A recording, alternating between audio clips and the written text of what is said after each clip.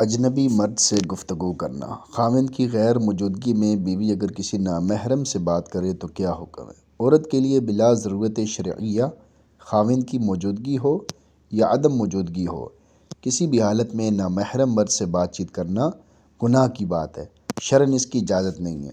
خصوصاً شوہر کی غیر موجودگی میں بات چیت کرنا شوہر کے حقوق میں خیانت اور سخت جرم ہے۔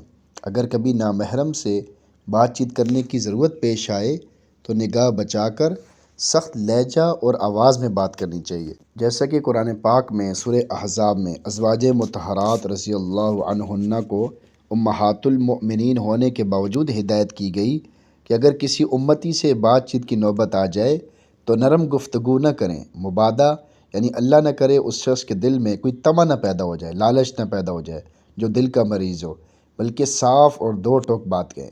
چنانچہ فقہا نے لکھا ہے، علماء کرام نے لکھا ہے کہ اگر کسی ضرورت اور مجبوری سے نامحرم سے بات کرنی پڑے تو بہت مختصر بات کریں، ہاں نا کا جواب دے کر بات ختم کر ڈالیں۔